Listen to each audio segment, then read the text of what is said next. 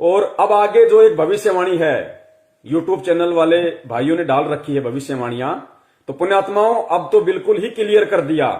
इन भविष्यवाणियों में तो एक एक पॉइंट इस कदर उन भाइयों ने क्लियर कर दिया है, पुण्यात्माओं सुन के आत्मा गदगद हो जाएगी कि परमपिता परमेश्वर सतगुरु रामपाल जी महाराज जी के ऊपर ही सारी भविष्यवाणियां फिट बैठती हैं। हाथी के कपड़े हाथी पर ही फिट बैठेंगे, झोटे पे या गधे पे कोई बैठाने की कोशिश करेगा, मैं फिर कहता हूं वो एंड में अपना मजाक बनवाएगा। तो अगली भविष्यवाणियां ध्यान से सुनिए परमपिता परमेश्वर सतगुरु रामपाल जी महाराज जी के लिए, क्योंकि एकमात्र बिंदु वही है सभी भविष्य वक्ताओं की, और कोई नहीं है। अरे भैया किसी पे एक पे तो बैठे, एक भी भविष्यवाणी किसी एक पे तो फिट बैठे, लेकिन किसी पे नहीं बैठ रही सिवाय जगत गुरु के, सिवाय बंदी छोड़ सतगुरु रामपाल जी महाराज जी के। सुनिए। हेलो नमस्कार दोस्तों, स्वागत है आप सभी का। गाइज कल हमने एक वीडियो डाली थी जिसमें हमने पंडित जी द्वारा बताई गई भविष्यवाणियों के बारे में बताया था आप लोगों को। उसमें बहुत सारे लोगों ने कहा था कि इसका सेकंड पार्ट भी लेकर आए। तो गाइज आज हम हाजिर हैं उसके सेकंड पार्ट के साथ। इसमें जो वीडियो में बताएंगे पंडित जी द्वारा जो बातें बताएगी कल के अवतार के बारे में, ऐसी ऐसी बातें जो शायद आप लोगों ने आज तक सुनी ही ना हो। जब मेरे को वो बातें पता चली तो वाकई में मैं भी हैरान रह गया। तो वीडियो एक चीज नोट करना, ये हमारे जितने भी भाई बहन जो यूट्यूब पे वीडियो बना डाल रहे हैं भविष्यवाणियों को लेके, इन सब की नजर में, इन सब की दृष्टि में वो कल की बसा हुआ है, कलयुग के एंड में आने वाला। लेकिन फिर ये कह देते हैं कि वो आ चुका है, वो प्रकट हो चुका है। ये बेचारे भूल जाते हैं कि हमारी दृष्टि तो उस विष्णु अवतार के ऊपर है। तो फिर वर्तमान में कौन आ गया?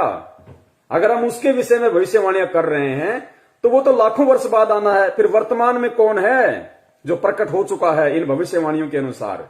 तो इन सब बातों को आप और हमने समझना है कि ये सारी जो भविष्यवाणियां हैं, जो रियल कल की अवतार है परमपिता परमेश्वर सतगुरु रामपाल जी महाराज जी, उनको लेके हैं, उनके विषय में है। तो देखना इनकी प्रत्येक भविष्यवाणी का एक एक शब्द, पुण्यात्माओं एक शब्द भी इधर उधर क्या हो जाए, क्योंकि भगवान जब अपना काम करता है तो 101% पूरा करता है। भविष्य वक्ता भी उतनी ही भविष्यवाणी करेगा जितनी परमपिता परमेश्वर सतगुरु रामपाल जी महाराज जी उसका वॉल्यूम ऑन ऑफ करेंगे, उससे ज्यादा नहीं कर सकता। नास्त्रदमस ने उतना ही बोला जितना परमपिता परमेश्वर कबीर साहिब जी ने उनका वॉल्यूम ऑन ऑफ किया कि बेटा इतना ही बोलना है, क्योंकि मैं सेकंड कमिंग के रूप में कलयुग के दूसरे चरण में जब 8 सितंबर 1951 को धरती पे जाऊंगा दोबारा से, तो मैं वही लीला करूंगा जो लीलाएं आज मैं तेरे से बुलवा रहा हूं। तो परमेश्वर ने उनसे उतना ही बुलवाया जितना आज परमेश्वर को करना था। सुनते जाइए।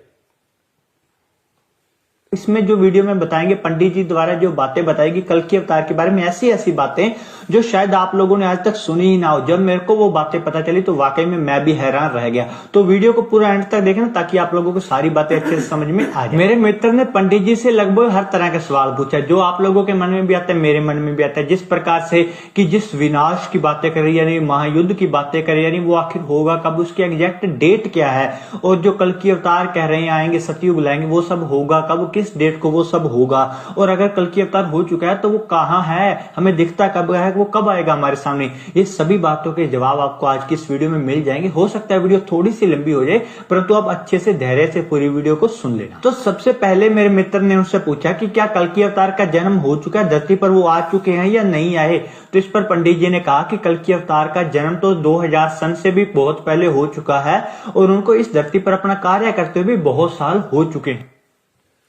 इस भाई ने, एक महान पंडित जी हैं, उनसे बातचीत की भविष्यवाणियों को लेके, क्योंकि परमात्मा थोड़ी बहुत दिव्य दृष्टि बुद्धि ऐसी आत्माओं को दे देते हैं जिनकी पिछले जन्म की भक्ति अच्छी होती है। तो पंडित जी से जब इन्होंने सवाल किए तो पंडित जी ने इन्होंने कहा कि वो कौन है भाई, कहां है, कब आएगा, जिसके विषय में पूरी दुनिया चिल्ला रही है, हमें मालूम कैसे पड़ेगा वो कौन है कल की अवतार। तो पंडित जी ने कहा कि कल की अवतार का जन्म तो सन 2000 से भी बहुत समय पहले हो चुका है। अब पुण्यात्माओं एक चीज ध्यान रखना, क्योंकि जैसे गुरुदेव ने बताया ना कि इन नकली पंडितों ने इन नकली गुरुओं ने, संतों ने, इनको तत्व ज्ञान ना होने के कारण इन्होंने भगवान को, जैसे कि भाई श्री विष्णु जी रामचंद्र जी के रूप में आए तो मां के गर्भ से आए, उन्होंने जन्म लिया। फिर द्वापर में आए तो उन्होंने देवकी जी के गर्भ से जन्म लिया। तो इन्होंने भगवान को जन्म लिया हुआ माना। ये कभी सोच भी नहीं सकते थे कि भगवान कोई और है, वो प्रकट होता है। तो इन भविष्यवाणियों के अनुसार इन लोगों की धारणा भी यही है कि वर्तमान में जो कल्कि आएगा, जो वो तारणहार आएगा, वो भी किसी मां के पेट से जन्म लेके आएगा। अब गलती इनकी नहीं है बेचारों की, क्योंकि इनको सदियों से धर्मशास्त्रों का पाठ ही ऐसा पढ़ाया गया है। तो उस अनुसार ये बोल रहा है कि कल्कि महाराज जी जो हैं वो तो सन 2000 से भी बहुत पहले जन्म ले चुके हैं, लेकिन रियल स्थिति का आप और हमें पता है कि वो जन्म लेके आए हैं सन 2000 से बहुत समय पहले, 8 सितंबर 1951 के दिन, या फिर वो प्रकट होके आए हैं। क्योंकि बहुत सारे जो भविष्य वक्ता हैं वो जन्म की बात नहीं करते, वो प्रकट होने की बात करते हैं, जैसा कि आपने पहले भी आपने जो भविष्य वक्ता आपको बताए उन्होंने जिक्र किया। तो पंडित जी ने कहा कि जो कल्कि अवतार है वो तो सन 2000 से भी बहुत समय पहले ही जन्म ले चुका है। तो पुण्यात्माओं, अगर ये भविष्यवाणियां अगर उस कल्कि अवतार के विषय में होती तो वो तो कलयुग के एंड में आएगा जन्म लेके, लाखों वर्ष बाद। तो वर्तमान में जो पंडित जी कह रहे हैं कि वो तो आ चुके हैं भाई, सन 2000 से बहुत समय पहले जन्म ले चुके हैं, तो वो कौन है? वो रियल कल्कि वर्तमान का कौन है जो सन 2000 से बहुत समय पहले आ चुके हैं? वे है परम पूज्य सतगुरु रामपाल जी महाराज जी। और इस वीडियो को समझने के लिए जो भाई नए जुड़ रहे हैं उनसे विनती करूंगा, इसका पहला पार्ट आप जी जरूर देखना, फेसबुक पे जाना और टाइप करना शंका समाधान पवन दास के साथ। इसका प्रथम पार्ट आ जाएगा और इसके प्रथम पार्ट में मैं दूसरा पार्ट भी ऐड कर दूंगा ताकि आपको आसानी रहेगी। तो पहली भविष्यवाणी कि सन 2000 से बहुत समय पहले ही वो आ चुके हैं। आगे चलिए। करते भी बहुत साल हो चुके हैं। तो इसके बाद मेरे मित्र ने पंडित जी से पूछा कि पंडित जी जिस विनाश की बातें करी जा रही हैं उस विनाश की आखिर एग्जैक्ट डेट क्या है, वो कब होने वाला है? तो इस पर पंडित जी ने कहा कि विनाश का समय तो हो चुका है, आज नहीं आज से बहुत समय पहले हो चुका था। जब जब भी साइंटिस्टों ने इस प्रकार की भविष्यवाणी बातें बताई कि दुनिया खत्म होने वाली, जिस प्रकार से 2012 में दिसंबर में बात कही जा रही थी कि 12 दिसंबर को दुनिया खत्म हो जाएगी, इससे पहले भी लगभग 1998 और पहले भी बहुत बार साइंटिस्टों ने इस प्रकार की बात कही है कि दुनिया खत्म हो जाएगी, इसके आसार बन रहे हैं। तो पंडित जी ने कहा कि तब धरती के विनाश का जो समय था वो निश्चित हो चुका था, परंतु जो कल्कि अवतार अपना कार्य कर रहे थे उन्होंने ही अपने प्रताप से वो समय को आगे आगे टालते आ रहे हैं। तो आपको बता दें कि 2012 पुण्यात्माओं ध्यान देना, ये विशेष टॉपिक है। जब इन्होंने पंडित जी से पूछा कि पंडित जी लोग कहते हैं कि भाई विनाश का समय नजदीक है, धरती पे विनाश होने वाला है, पूरी पृथ्वी का सत्यानाश होने वाला है, तो पंडित जी ने कहा कि भाई वो विनाश का समय तो बहुत पहले निकल चुका है, वो विनाश का समय तो बहुत पहले निर्धारित था। और आप और हम सबने भी अच्छे से सुना है, 1998 में कहा गया था कि भाई पूरी धरती ही उल्ट पुथल हो जाएगी, ऊपर से कोई आग का गोला आएगा, पूरी धरती नष्ट हो जाएगी। वो रियल था, वो फैक्ट था। लेकिन उससे पहले ही परमात्मा 8 सितंबर 1951 के दिन धरती पे प्रकट हो चुके थे। और परमेश्वर कहते हैं कि आग लगी है अंबर में, झड़झड़ पड़े अंगार, और जब संत ना होते पृथ्वी पे तो जल मरता संसार। तो परमपिता परमेश्वर सतगुरु रामपाल जी महाराज जी के पावन चरण 8 सितंबर 1951 से धरती पे टिके हुए हैं। विनाश के समय को परमेश्वर ने टाला है आप और हम आत्माओं के लिए, भक्ति करवाने के लिए, ताकि मेरे बच्चे जाग जाएं, मुझे पहचान जाएं, वो जान लें और मेरी शरण में आ जाएं। क्योंकि नास्त्रदमस ने कहा था कि वही एकमात्र शक्ति होगी पूरी दुनिया में, वो सायरन जो प्राकृतिक परिवर्तन भी कर सकता है। यानी भूकंप आना होगा उसको रोक भी सकता है, नहीं आना होगा तो भूकंप ला भी सकता है। तो इसी प्रकार सन 1998 में खूब भविष्यवाणियां हो रही थी कि धरती का विनाश होगा, ऊपर से कोई गोला पड़ेगा, यानी कोई ग्रह टूट के पड़ेगा या कोई जो भी है। तो वो बिल्कुल फैक्ट था। लेकिन उस परमपिता परमेश्वर सतगुरु रामपाल जी महाराज जी के प्रताप से, उनकी दया से, उनकी मेहर से, क्योंकि भगवान जब पृथ्वी पे आता है तो ज्ञान का प्रचार करता है, और जब कुछ आत्माएं उनसे जुड़ जाती है तो उन आत्माओं की बदौलत फिर वो परमात्मा पृथ्वी पे एक अच्छा माहौल पैदा करता धीरे धीरे, क्योंकि परमात्मा हर परिस्थिति को कम ज्यादा करने में सक्षम है। अब ये जो भविष्यवाणियां हो चुकी हैं कि भाई पृथ्वी का विनाश तो बहुत पहले ही निश्चित था, लेकिन उस सायरन संत के प्रभाव से वो समय टल चुका है। तो 1998 में और उसके बाद में भविष्यवाणी हुई थी सन 2012 में अगर आपको ध्यान हो तो, सन 2012 के लिए कि भाई पाकिस्तान से आग का गोला पड़ेगा, ऐसा कोई परमाणु बम छोड़ा जाएगा, पूरी धरती का विनाश हो जाएगा या भारत का बिल्कुल समूल नाश हो जाएगा। सन 2012 में भी बहुत भयंकर ये वीडियो जो है ये प्रचारित हुए थे। तो विनाश का दौर कब? सन 1998 में। और विनाश का दौर फिर कब होना था? सत्यानाश इस देश का कब होना था? 2012 में। तो ये ध्यान रखना, ये परमपिता परमेश्वर ने जो प्राकृतिक जो घटनाएं हैं, प्राकृतिक घटनाएं, उनको कम ज्यादा करने में सक्षम है, क्योंकि वो सर्वशक्तिमान है, वो समर्थ है। कहते हैं साहिब से सब होता है, बंदे से कुछ नहीं। वो राई से पर्वत कर दे, फिर पर्वत से राई। वो कुछ भी कर सकता है परमात्मा। 1 सेकंड में पूरी पृथ्वी को उथल पुथल कर सकता है, 1 सेकंड में फिर वैसा का वैसा बना सकता है। किसी को मालूम भी नहीं पड़ेगा, सौपन भी नहीं महसूस होगा। अब ये दोनों जो घटनाएं हैं जो इस भाई ने बताई हैं पंडित जी के अनुसार, इन घटनाओं का आगे चल के क्या रिएक्शन होगा, पुण्यात्माओं देखना, आपकी आंखों से आंसू आएंगे कि परमपिता परमेश्वर इतना बलिदान आप और हम जैसे नीचों के लिए, 2 कौड़ी के जीवों के लिए, भक्ति करवाने के लिए परमात्मा कितने कष्ट सहन कर रहा है। तो इन्होंने कहा कि जो विनाश था वो होना निश्चित था, जैसा कि 1998 में बोला जा रहा था, उसके बाद 2012 में। लेकिन उस संत ने अपनी पावर से उस विनाश को टाल दिया आगे से आगे, कि काश मेरे बच्चे समझ जाएं। ध्यान से सुनियो।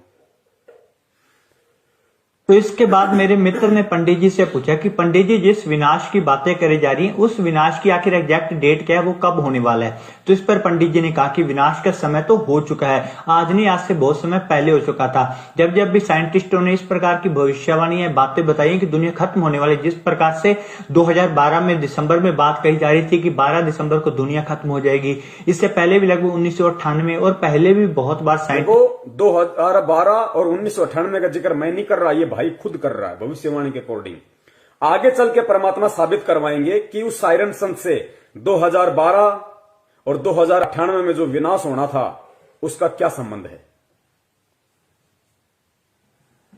तो इस पर पंडित जी ने कहा कि विनाश का समय तो हो चुका है, आज नहीं आज से बहुत समय पहले हो चुका था। जब जब भी साइंटिस्टों ने इस प्रकार की भविष्यवाणी या बातें बताई कि दुनिया खत्म होने वाली, जिस प्रकार से 2012 में दिसंबर में बात कही जा रही थी कि 12 दिसंबर को दुनिया खत्म हो जाएगी, इससे पहले भी लगभग 1998 और पहले भी बहुत बार साइंटिस्टों ने इस प्रकार की बात कही है कि दुनिया खत्म हो जाएगी, इसके आसार बन रहे हैं। तो पंडित जी ने कहा कि तब धरती के विनाश का जो समय था वो निश्चित हो चुका था, परंतु जो कल की अवतार अपना कार्य कर रहे थे, उन्होंने ही अपने प्रताप से वो समय को आगे आगे टालते आ रहे हैं। तो आपको बता दें कि 2012 में सिर्फ साइंटिस्टों ने नहीं परंतु बहुत सारे भविष्यवक्ता, जिस प्रकार के इंग्लैंड के एंडरसन और माया कैलेंडर द्वारा भी इस बात के संदेश मिल रहे थे कि 2012 में दुनिया का विनाश हो जाएगा।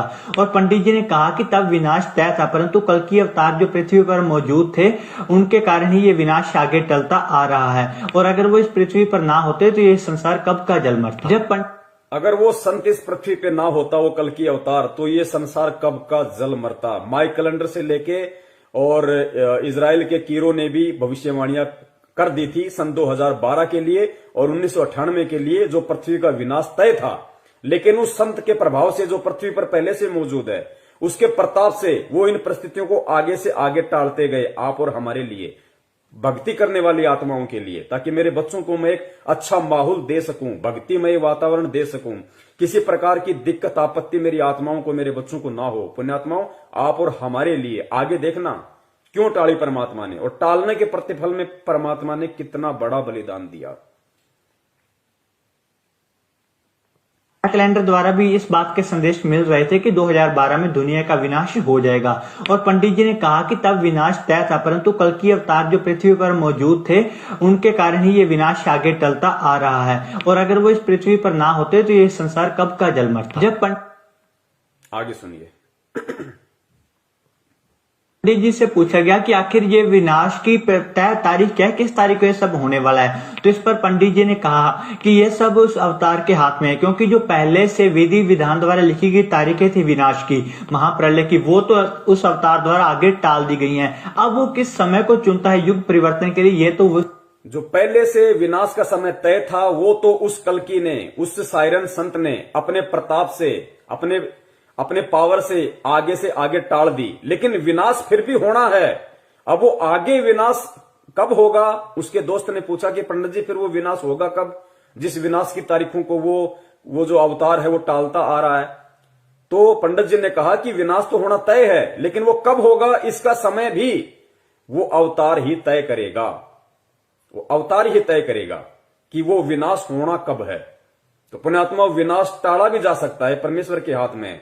दुनिया अगर उन्हें पहचान ले तो, स्वीकार कर ले तो, अन्यथा ऐसा होना संभव है नहीं ठोकर लगे बिना। तो विनाश तो निश्चित है। एक चीज ध्यान रखना पुण्यात्माओं, परमपिता परमेश्वर सतगुरु रामपाल जी महाराज जी का एक वचन है, और संत का हर वचन, कहते हैं संत वचन पलटे नहीं चाहे पलट जाए ब्रह्मांड। गुरुदेव ने बार बार कबीर सागर को पढ़ाते समय आप और हमें बताया कि पुण्यात्माओं, एक दिन देख लेना पूरी दुनिया ये भक्ति करेगी। कबीर सागर में लिखा है, घर घर होगा बोध विचारा। घर घर में बोध विचार होगा, परमात्मा के ज्ञान की चर्चा होगी एक समय में पूरी पृथ्वी पे। तो आज की परिस्थितियां अगर हम देखें, 7.5 अरब की जनसंख्या, लोगों को विश्वास नहीं होता कि कैसे लोग ऐसे सुखों में लोग कैसे भगवान को याद करेंगे। पुण्यात्माओं, उस विनाश के बाद वो समय आएगा कि घर घर में परमात्मा की चर्चा होगी, क्योंकि उस विनाश के समय में इस पृथ्वी पे आधे ही प्राणी रह जाएंगे। ये देख लो, इतना भयंकर तांडव मचेगा, आप और हमारी आंखों के सामने होगा। वो इस पृथ्वी पे आधे ही प्राणी बचेंगे, और वही बचेंगे जो भक्ति करने की इच्छा रखते होंगे। आप देखना आगे की भविष्यवाणियों में, वही बचेंगे और नहीं बचेगा। 15-15 कोस पे कोई आदमी दिखाई नहीं देगा। भविष्य वक्ताओं ने कहा है कि मकान खाली पड़े रहेंगे, 10-10 मंजिले, 50-50 मंजिले की जो बिल्डिंगें, जो लोगों ने बिना ज्ञान के माया प्राप्ति के लिए बना बना के छोड़ रखी है किराए पे देने के लिए। गुरुदेव ने कहा कि खाली पड़े रहेंगे, इनके अंदर कुत्ते भी नहीं बसेंगे, कुत्ते भी। वो समय आएगा, सुनना आगे कि जो पहले से विधि विधान द्वारा लिखी गई तारीखें थी विनाश की, महाप्रलय की, वो तो उस अवतार द्वारा आगे टाल दी गई हैं। अब वो किस समय को चुनता है युग परिवर्तन के लिए, ये तो उसी अवतार पर डिपेंड करता है। पंडित जी ने कल के अवतार के बारे में और बताते हुए कहा कि यह जो अवतार होगा वो आज तक का सबसे बड़ा ईश्वरीय अवतार होगा। जिस प्रकार के आज के समय में सभी धर्म वाले अपने अपने धर्म गुरुओं के ऊपर श्रद्धा रखते हैं, उनकी पूजा करते हैं, आने वाले समय में इनके ऊपर श्रद्धा पूरे विश्व के लोग रखेंगे, इनकी पूजा पूरे विश्व में करी जाएगी। अगर अपनी बात करें इतिहास की, तो हमें इतिहास मालूम है सिर्फ राम जी कृष्ण जी तक, यानी कि द्वापर युग त्रेता युग तक। उससे पहले कितने लाखों करोड़ों युग बीत गए, तब कौन कौन से ईश्वरीय अवतार आए, उनके बारे में हमें कोई जानकारी नहीं है, और ना ही कोई भी आज उनकी पूजा करता है। परंतु ये जो अवतार होगा, जो सबसे बड़ा ईश्वरीय अवतार होने वाला है, कल की अवतार, इनकी पूजा, इनके ऊपर श्रद्धा आने वाले, जब तक ये पृथ्वी अस्तित्व में रहेगी तब तक लोग इनकी पूजा करते रहेंगे। इसके देखिए, ये संकेत है, ये भी हमने समझना पड़ेगा। पंडित जी ने कहा कि ये जो आने वाला जो अवतार है, जो ये, इसकी पूजा पूरा विश्व करेगा, ये विश्व का सबसे बड़ा अवतार होगा, और ये सभी धर्मों को एक धर्म में लाके जोड़ देगा, सभी धर्मों को एक धर्म में लाके जोड़ देगा। वो जो कल की अवतार है, जो लाखों वर्ष बाद आने वाला है, वो नहीं कर पाएगा, क्योंकि फिलहाल तो राजा हरिश्चंद्र जी आएंगे आगे, वो तो खाली एक आत्मा है, जबकि खुद विष्णु रूप में राम आए थे, श्री कृष्ण आए थे, वो सभी धर्मों को मिला के एक नहीं कर पाए। तो पुण्यात्माओं, वो पूरी दुनिया में उनकी पूजा नहीं हो पाई, लेकिन इस कल की अवतार के विषय में कहा जा रहा है कि पूरी दुनिया उनकी पूजा करेगी, वो सभी धर्मों को एक कर देगा, सभी धर्म के मानने वाले लोग उसी की पूजा करेंगे, केवल एक ही धर्म रहेगा। और परमपिता परमेश्वर सतगुरु रामपाल जी महाराज जी का पहला नारा है कि जीव हमारी जाति है, मानव धर्म हमारा, हिंदू मुस्लिम सिख ईसाई धर्म नहीं कोई न्यारा। पुण्यात्माओं, एक एक पॉइंट इस परमपिता परमेश्वर के ऊपर फिट बैठेगा, हाथी के कपड़े जोटे पे फिट नहीं बैठेंगे, ध्यान रखियो। आगे सुनिए दूसरी भविष्यवाणी में। मेरे मित्र ने पंडित जी से पूछा कि पंडित जी, अगर उस अवतार में इतनी ज्यादा शक्तियां हैं तो विनाश की क्या जरूरत है, वो तो अपने जादू शक्तियों से वैसे ही सभी को सुधार दे। तो इस पर पंडित जी ने कहा कि जो ईश्वर भी होते हैं वो भी अपने नियमों में बंधे होते हैं, ईश्वर भी कभी अपने प्रकृति के नियमों की उल्लंघना नहीं करते। पंडित जी ने आगे ये भाई कह रहा है कि मेरे दोस्त ने पंडित जी से पूछा कि पंडित जी, आप कह रहे हैं कि वो इतनी बड़ी पावर है, इतना बड़ा अवतार है, तो उसको ये विनाश करने टालने की क्या जरूरत है? वो तो पूरी दुनिया को अपने शरण में ले सकता है, सबको चमत्कार दिखा सकता है, वो तो कुछ भी कर सकता है। तो पंडित जी ने कहा कि देखो, जो ईश्वर होता है वो भी अपनी मर्यादाओं में बंधा होता है। ईश्वर भी जब इस पृथ्वी पे आते हैं तो इस इस प्रकृति के किसी भी नियम को नहीं तोड़ते। तो पुण्यात्माओं, ये सत्य है। परमपिता परमेश्वर कबीर साहिब जी का काल के साथ में वचन है। सत्संगों में गुरुदेव ने बताया ना कि बच्चों, मैं काल के साथ वचनबद्ध हूं। आदरणीय गरीबदास जी महाराज जी से परमेश्वर ने कहा कि भाई अनंत कोटि बाजी जहां हम रचे सकल ब्रह्मांड, पर गरीबदास मैं क्या करूं, यो काल करे जीव खंड। कि मैं यहां पे मजबूर हूं, समर्थ होते हुए भी मैं मजबूर हूं, क्योंकि मेरा खुद का वचन इस काल को दिया हुआ है कि भाई जोर जबरदस्ती नहीं करूंगा, मैं ज्ञान प्रचार करूंगा, ज्ञान दूंगा, सत्य बताऊंगा, सत्संग करूंगा। जो उस सत्संग को स्वीकार जो करेगा, जो बुराइयों को त्याग देगा, जो मेरे शरण में आके भक्ति करेगा, वो मेरा, बाकी आपका। तो पुण्यात्माओं, वो खुद ईश्वरीय अवतार स्वयं ही कबीर परमेश्वर जो आए हुए हैं संत रामपाल जी महाराज जी के रूप में, वो भी प्रकृति के नियमों को नहीं तोड़ते परमात्मा। तो ये सिद्ध होता है कि धरती पे परमात्मा मौजूद है। क्यों नहीं तोड़ते नियमों को? क्योंकि परमात्मा ने जब प्रथम सतयुग में अपने पुत्र जोगजीत के रूप में यहां आए और तपतशिला पे जब काल के साथ उनकी वार्ता हुई, तो परमात्मा ने उसी को वचन दिया था। काल ने कहा था कि परमात्मा आप नीचे जाओगे, अपना ज्ञान दोगे, लेकिन जबरदस्ती मत करना। जो आपका ज्ञान समझे वो आपका, जो ना समझे वो मेरा। इस प्रकार परमात्मा प्रकृति के नियमों में बंधे होते हैं। इसका मतलब ये है। मेरे मित्र ने पंडित जी से पूछा कि पंडित जी, अगर उस अवतार में इतनी ज्यादा शक्तियां हैं तो विनाश की क्या जरूरत है, वो तो अपनी जादू शक्तियों से वैसे ही सभी को सुधार दे। तो इस पर पंडित जी ने कहा कि जो ईश्वर भी होते हैं वो भी अपने नियमों में बंधे होते हैं। ईश्वर भी कभी अपने प्रकृति के नियमों की उल्लंघना नहीं करते। आगे सुनिए पुण्यात्मा ध्यान से। पंडित जी ने बताया कि जो कल्कि अवतार ने आज से पहले विनाश को टाला है, या आने वाले समय में विनाश के बाद जो वो लोगों की रक्षा करेंगे, वो कल्कि अवतार, उसका बदला भी खुद अपने शरीर पर कष्ट सहकर चुकाना पड़ेगा। क्योंकि ईश्वर भी कभी प्रकृति और कर्मों के नियमों को नहीं तोड़ता, इसलिए वो सभी का बदला अपने शरीर पर समय कष्ट लेकर चुकाएंगे। पुण्यात्माओं, 101% रोक के खड़े होना चाहिए। दास तो बहुत बारी भविष्यवाणी सुन चुका है, क्योंकि दास वीडियो बना रहा है। तो यूट्यूब से दास ने वीडियो लिया, फिर इसको कई बार सुना, और दास ने जब अब भी इसको सुना है तो दास के रोंगटे खड़े हो गए। इस भविष्यवाणी में क्या कहा गया है, एक बार ध्यान से सुनिए।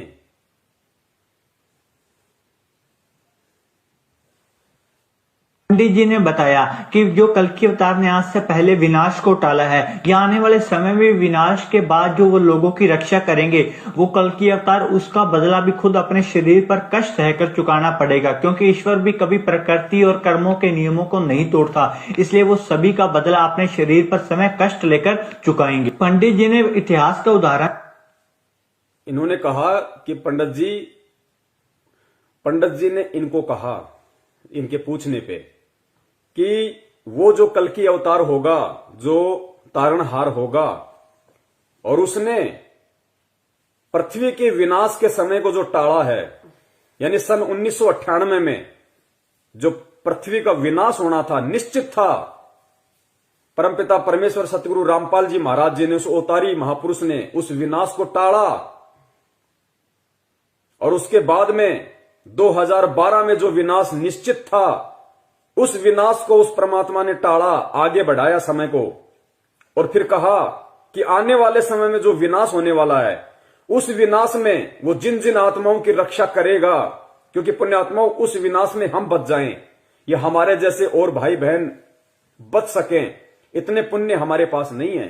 परमात्मा अपने पुण्यों से, परमात्मा अपने प्रभाव से, अपनी शक्ति से, प्रकृति के नियमों को तोड़ते हुए, पुण्यात्मा देख लो, बाप अपने बच्चों के लिए क्या क्या नहीं करेगा। परमात्मा, क्योंकि काल को चाहिए हिसाब, भाई चाहे कोई मरो कोई बचाओ, मुझे जितने मारने थे मुझे उतने चाहिए। तो परमात्मा अपनी तरफ से, अपने कोटे से हमारी रक्षा करेगा आने वाले समय में, हम भक्तों की भी। और 1998 में जिस विनाशकारी समय को परमात्मा ने आगे बढ़ाया, क्योंकि वो निश्चित था, वो प्रकृति ने निश्चित कर रखा था, काल ने विनाश का समय निश्चित कर रखा था, लेकिन परमात्मा ने उसको आगे बढ़ा दिया, टाल दिया। फिर 2012 में उस विनाश के समय को टाल दिया। तो पंडित जी ने कहा कि भगवान भी कभी प्रकृति के नियमों को नहीं तोड़ते। भगवान ने प्रकृति को पूरा हिसाब देना है, उसको पूरा हिसाब देगा परमात्मा कि भाई तेरे इसमें हस्तक्षेप नहीं करूंगा मैं। काल की नजरों में तो विनाश हो चुका। काल को नहीं पता कि पृथ्वी पे बिल्कुल सही वातावरण है। उसकी दृष्टि में तो परमात्मा ने काल को विनाश दिखा दिया कि तूने जितने मारने थे तूने देख मार दिए, लेकिन मैंने मेरी गुप्त शक्ति से इन सबको बचाया हुआ है। तो पंडित जी ने कहा कि भगवान भी कभी प्रकृति के नियमों को नहीं तोड़ता, और भगवान ने 2 बार जो विश्व का विनाश होना निश्चित था, उन घटनाओं को जो उन्होंने आगे बढ़ाया, जो उन्होंने उस घटनाओं को टाला, उसका बदला वो अवतार अपने शरीर पर कष्ट सह के चुकाएगा। पुण्यात्माओं, 1998 का जो प्रकृति को परमात्मा ने बचाया, पूरी दुनिया को परमात्मा ने बचाया, धरती पे आके 1998 में जो विनाश होना था, उसका बदला परमात्मा को अपने शरीर पे सन 2006 में जेल जाके कष्ट उठा के कोड़े खा के 3rd डिग्री लेके चुकाना पड़ा परमात्मा ने। 1998 के विनाश को आप और हम जैसे दुष्टों से भक्ति करवाने के लिए, राजनीति करवाने के लिए नहीं, आरक्षणबाजी करवाने के लिए नहीं, हम जैसे दुष्टों से भक्ति करवाने के लिए, हमारे आत्म कल्याण के लिए परमात्मा ने 1998 का जो निश्चित था विनाश, उसको टाला और काल के डॉक्यूमेंट्स में उसको पूरा किया, अपने शरीर पे कोड़े खाके। सन 2006 में परमात्मा जब करोथा कांड हुआ जेल गए, 2008 में आए, और करोथा कांड में दास ने पहले भी जिक्र किया था पुण्यात्मा, रोहतक जेल में थे परमात्मा। परमेश्वर का रिमांड, क्योंकि वो परमेश्वर को परमेश्वर नहीं मानते, क्योंकि परमेश्वर एक आम व्यक्ति की भूमिका में है। रिमांड हुआ परमात्मा का, अपने शरीर पे परमात्मा ने कोड़े खाए, कष्ट सहन किया। हिसार रोहतक जेल में परमेश्वर के रिमांड के दौरान जो अंदर जो व्यक्ति थे, जो बताते हैं कि छाती के बाल तक उखाड़ लिए गए थे परमपिता परमेश्वर सतगुरु रामपाल जी महाराज जी के। वो कष्ट परमात्मा ने आप और हम जैसे दुष्टों के लिए सहन किया, जो पंडित जी अपनी भविष्यवाणी में बता रहे हैं। हालांकि उन्हें नहीं पता वो कौन है, लेकिन उसका निर्णय तो आज आप और हम करेंगे, क्योंकि वो दृष्टि परमात्मा ने आप और हमें दी है। तो 1998 का जो विनाश था, उसको परमेश्वर ने टाला, और उस विनाश की सजा परमेश्वर ने 2006 में अपने शरीर के ऊपर ली। फिर 2012 का विनाश था, परमात्मा ने उसको टाला, और उस विनाश की सजा परमात्मा ने 2014 के बाद में 4 बार परमेश्वर का रिमांड वहां पे हुआ। इस बात को आप और हम समझ सकते हैं कि परमेश्वर आम संत की भूमिका में है, और जेल वाले उन्हें कोई भगवान नहीं मानते, कोई परमात्मा नहीं मानते, उनकी नजर में वो कैदी है, मुजरिम है।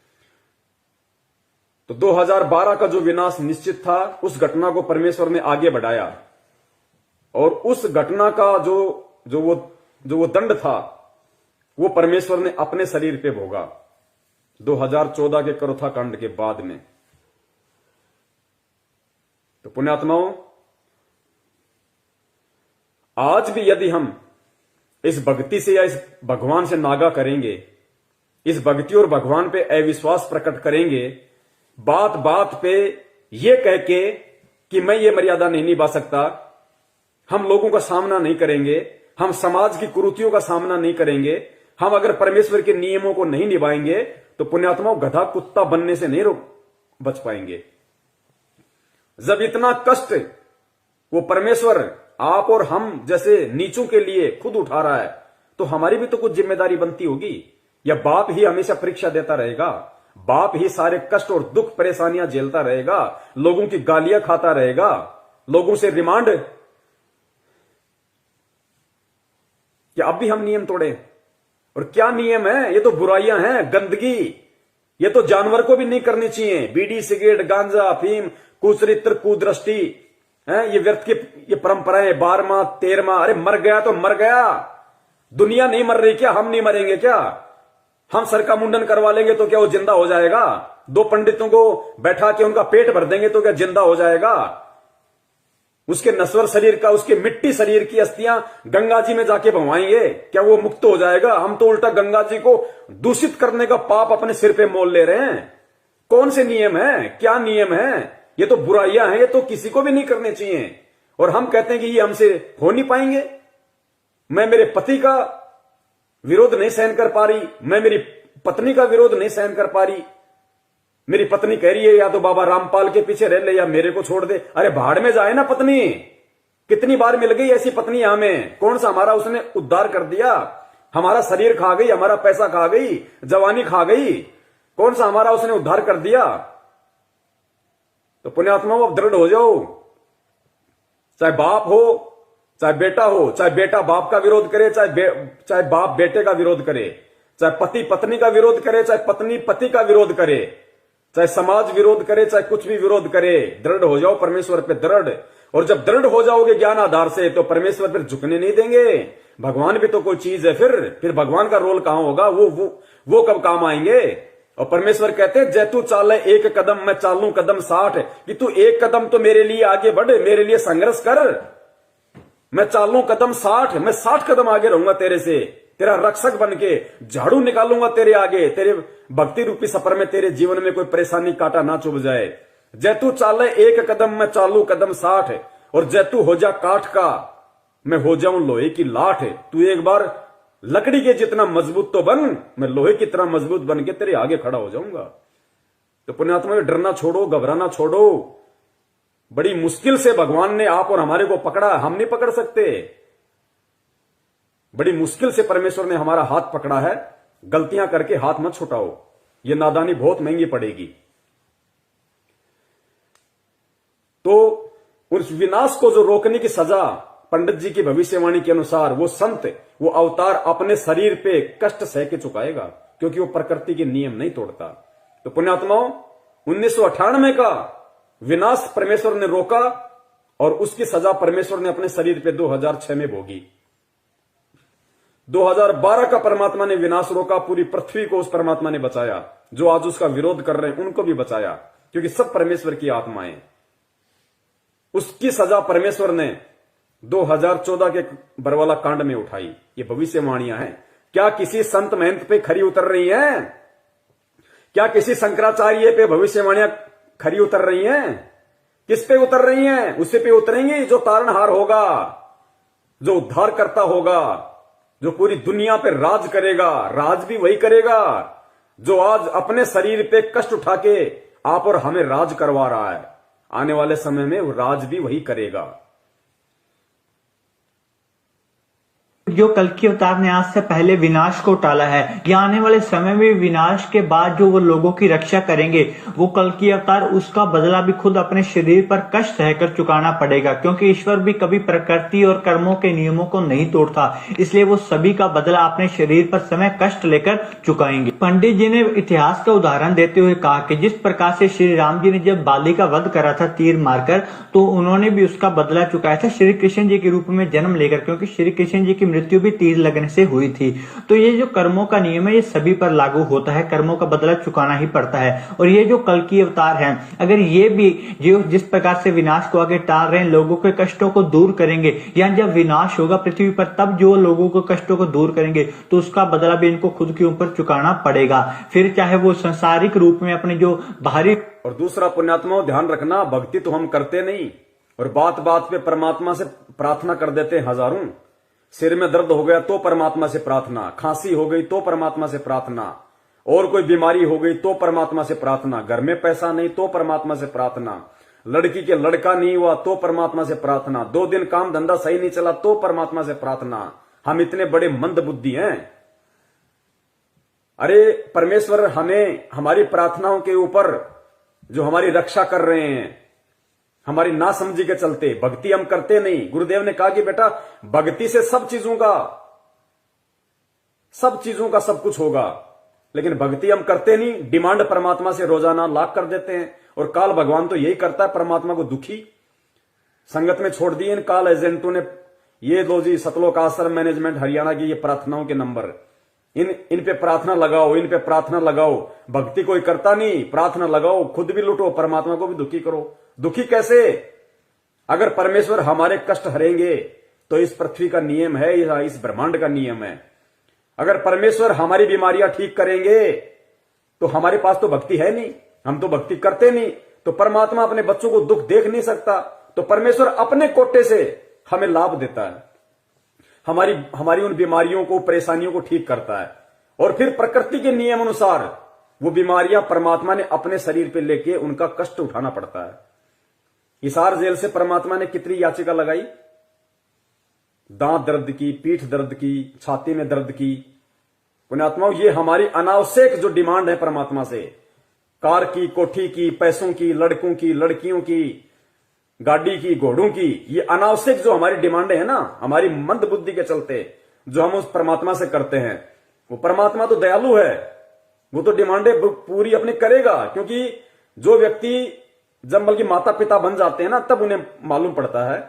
छोटे बच्चे को नहीं पता कि मेरे माता पिता की आर्थिक स्थिति क्या है, लेकिन वो डिमांड कर देते हैं कि मेरे को बाइक चाहिए, मेरे को ये चाहिए, मेरे को वो चाहिए। तो माता पिता को पता है कि हमारी स्थिति ऐसी है नहीं, लेकिन बच्चों को तो कहीं ना कहीं से लाके देना ही पड़ेगा, वरना उनका दिल टूटेगा। तो वो कहीं से वो कर्जा करते हैं, उधार लेते हैं, फिर उस उधार को चुकाने के लिए वो तगारियां घेरते हैं बेचारे, गर्मी में, धूप में पसीने बहाते हैं, लेकिन बच्चों को दुखी नहीं करते।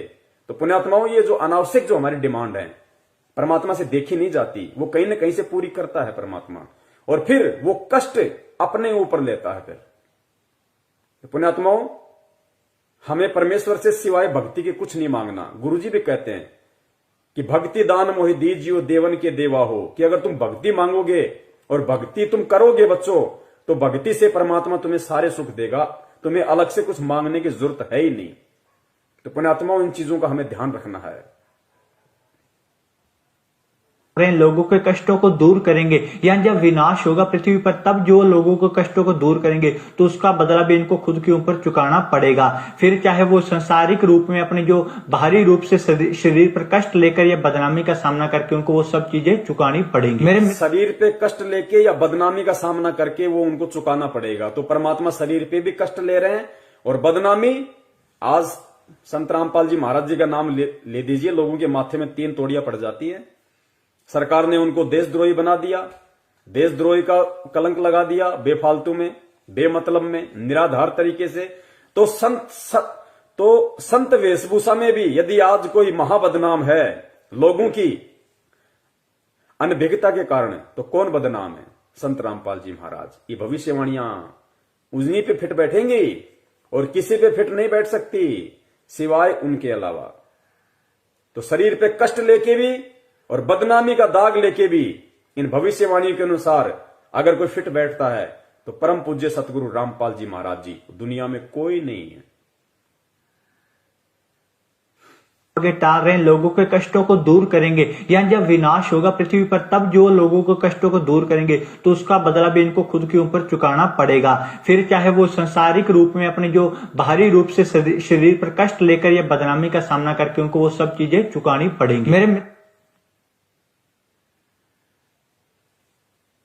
मित्र ने फिर पंडित जी से कहा कि पंडित जी, बहुत सारी भविष्यवाणियों में और जो कल की अवतार के बारे में बताते हैं, वो लोगों को कहना है कि कल की अवतार खुद भक्ति कर रहे हैं लोगों की रक्षा करने के लिए, पृथ्वी की रक्षा करने के लिए, परंतु आप तो कह रहे हैं कि वो खुद ईश्वर का सबसे बड़ा स्वरूप है, तो वो किसकी भक्ति कर रहे हैं? ईश्वर ने नियम बनाया है कि जब मनुष्य ईश्वर की भक्ति करेगा उसके बाद ही उसे ईश्वर के दर्शन होंगे। यही नियम की पालना खुद कल की अवतार ने भी करी है, इसलिए उन्होंने भक्ति करी थी खुद अपने ही स्वरूप के दर्शन करने के लिए। आगे इन्होंने पंडित जी से पूछा कि पंडित जी, आप तो कहते हैं कि वो तो खुद परमात्मा है, वो तो सबसे बड़ा ईश्वरीय अवतार है, फिर पंडित जी वो किसकी भक्ति कर रहा है और क्यों भक्ति कर रहा है? तो पंडित जी ने कहा कि देखो, ईश्वर भी जब यहां पे आते हैं मानव शरीर धारण करके तो मर्यादाओं में रहते हैं, और वो कल की अवतार होगा, जो वो तारणहार होगा, वो अपने ही स्वरूप की भक्ति करेगा। पुण्यात्माओं, समझ में आ जाना चाहिए आप और हमारे को कि परमपिता परमेश्वर सतगुरु रामपाल जी महाराज जी भी वही भक्ति करते हैं, वही आरती और मंत्र करते हैं जो आप और हमारे को देते हैं। तो वो किसकी भक्ति कर रहे हैं?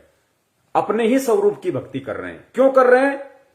एक भगत के रूप में ये उदाहरण पेश करते हैं कि बच्चों, जिस प्रकार मैंने भक्ति करके परमात्मा पाया या मैं परमात्मा प्राप्त करूंगा, इसी विधि से भक्ति करके तुम परमात्मा प्राप्त कर सकते हो। इसलिए खुद ईश्वर होने के बावजूद भी मानव शरीर धारण करने के बाद में उन मर्यादाओं में बंध के खुद वो परमात्मा अपने ही स्वरूप की भक्ति करता है। पुण्यात्माओं, आप और हमें तो परमेश्वर ने ज्ञान दे दिया, ये तो वो लोग बातें बोल रहे हैं जिन लोगों को तत्व ज्ञान नहीं है। तो ये बुद्धि उनको परमात्मा ने दी कुछ समय के लिए, ताकि आप और हमें आज दृढ़ विश्वास हो जाए कि हम किसकी शरण में हैं, किसकी शरण में हैं हम। सुनिए ध्यान से, अपने ही स्वरूप की भक्ति।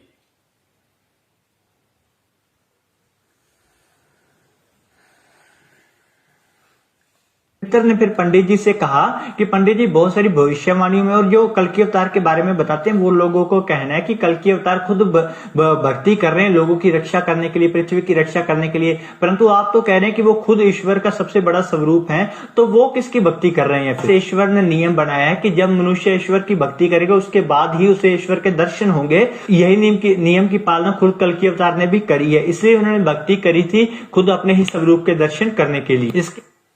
क्योंकि उनसे बढ़ के तो कोई है नहीं जो वो उनकी भक्ति करे, क्योंकि खुद कबीर परमात्मा संत रामपाल जी महाराज जी के रूप में, अब वो किसकी भक्ति करें? उनसे ऊपर कोई है ही नहीं, कोई देव ही नहीं है उनसे ऊपर, वो खुद ही सृष्टि के रचनहार हैं, सारे ब्रह्मांडों पे उनकी सत्ता है, एकमात्र वो प्रजा पालक हैं, शासक है, वो किसकी भक्ति करेंगे?